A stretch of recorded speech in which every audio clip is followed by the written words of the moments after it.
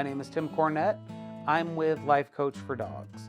What I would like to do today is go down a comprehensive list of dog training tools and, without judgment or as non-judgmentally as I can, present a list of pros and cons of each tool and leave the dog training philosophy up to you.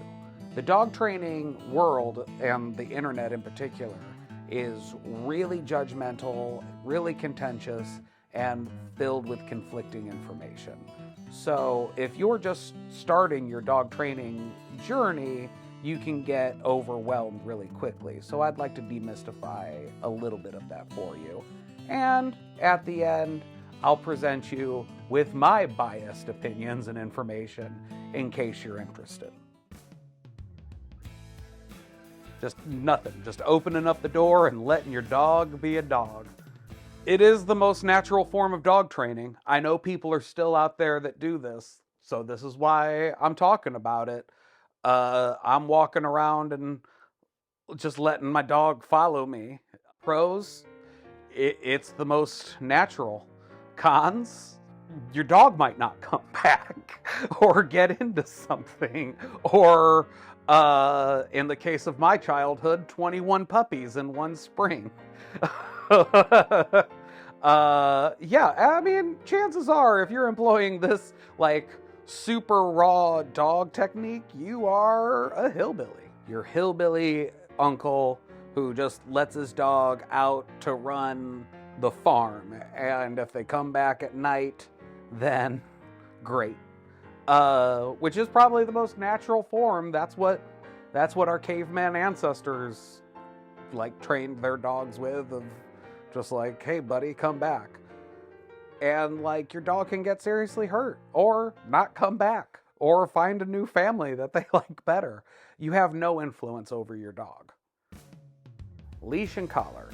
The pros of a leash and collar is that they're everywhere. You can pick up a dog on the side of the road and then get a leash and collar at a Walmart. They are accessible and they are inexpensive and they keep you legal. Like, there's a lot of leash laws throughout the country. The cons are that these buckles can break. They can damage a dog's throat. They can crush a larynx. They can do damage, and there's no particular communication with the dog. Flexi lead. A flexi lead is that you see that contraption that people use that is like the little plastic thing that has the super long line that comes out of it. Retractable leash is another word for it. It can go up to 25, 30 feet. It's also keeping you legal, and it does give your dog more room to roam. That is the pro of it. It does give your dog more freedom. The cons of it is that it's kind of dangerous. Over here where we live, it's illegal. They've actually they've outlawed them. Yeah, for real. Because like tiny little dogs like Declan here turn them into tripwires for old ladies. They're like weirdly the most dangerous thing. You can wrap them around you and they can like give, like, I read somebody online that gave somebody blood clots. It was harness. The pros of a harness are that they don't pull on the neck at all. They are safer in that way. The cons is that they can be easy to escape. They can be difficult to get them on, especially if you're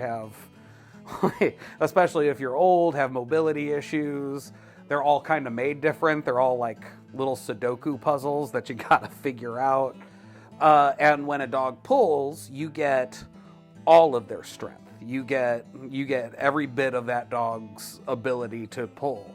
So if you're not too sure on your feet, a harness can really work against you.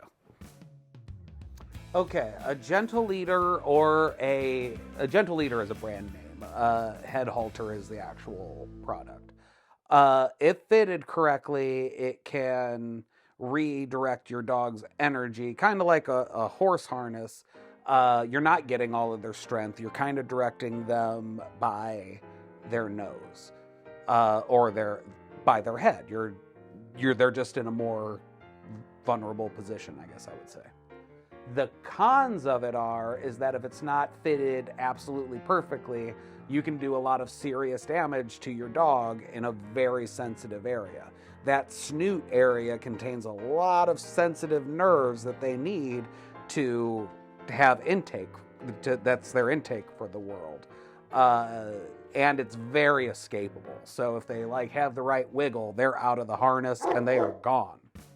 Gentle leader or a gentle walker harness is a harness that clips right across their chest, so it kind of interrupts their walking flow. It makes this the center of contact, so it interrupts their gait, so they can't really pull that way. It's just like an awkward walking style.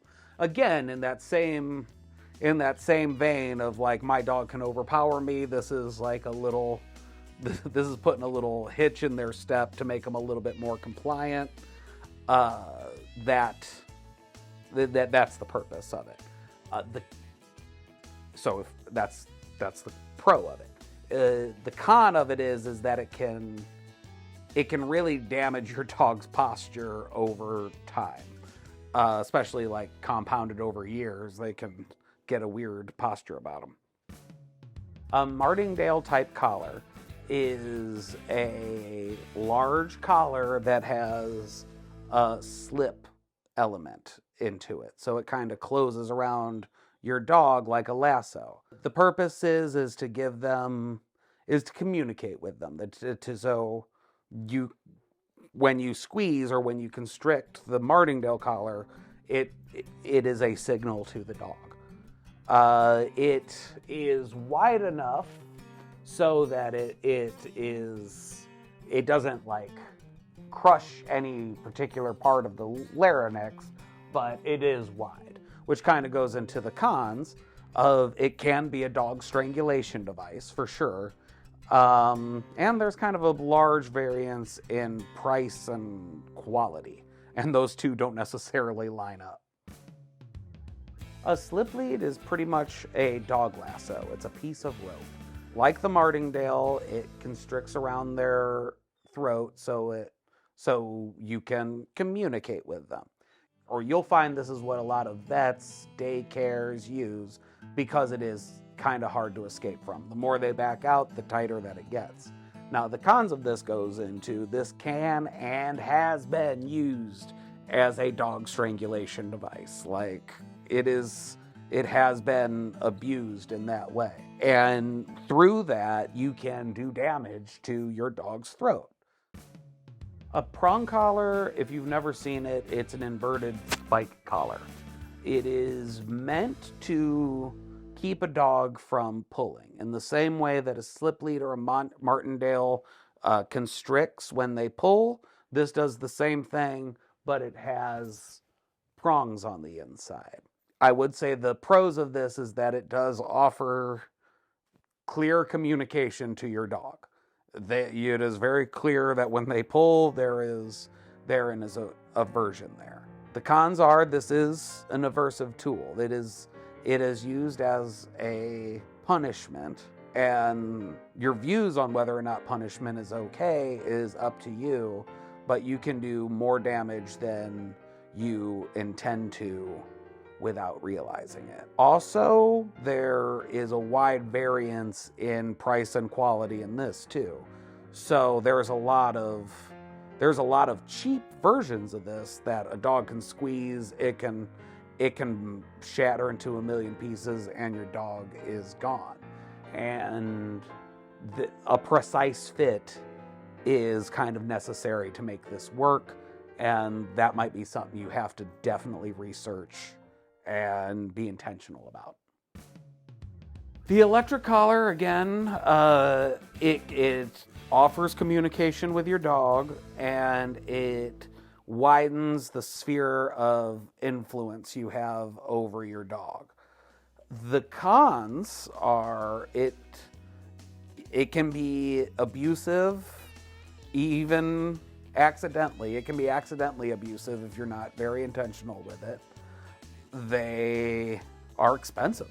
There is a high bar to entry, and there is a lot of cheap ones out there that aren't doing you any good. It's a precision tool, and the cheap ones are not precise.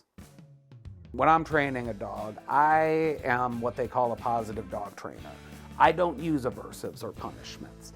That means if you do wrong, that means I don't punish you. We just kind of figure it out. That is my way of doing it, and that's how I prefer it. So that means anything that's the prong collar, the e-collar, those things I haven't found to be very necessary.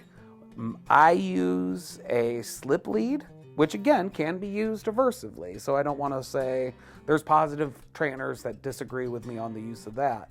I will use it in conjunction with a harness so a dog can get used to the slight touch of a slip lead. What I tell my clients is you don't want it any harder than a tap on the shoulder, because that's all you're doing. Like, hey buddy, act right. Hey buddy, act right. And a dog, a lot of times what you'll see, and you might see this with your dogs, is that they get so worked up, they'll just play through the pain. So when a dog is like pulling through, it's kind of like being held back in a bar fight. You're so worked up, you don't particularly care. So it takes some doing to get them sensitive to the slight tap of the slip lead, which goes into like, hey, just pay attention to my voice. And thank you for watching. We will be here next week. This is Life Coach for Dogs. Thank you to Elton for filming, and thanks to John off the camera. If you live in the Cleveland area and are interested in positive dog training, check out Life Coach for Dogs, or check out my comedy and dog training schedule on my socials at Life Coach for Dogs on Instagram, Facebook, and TikTok.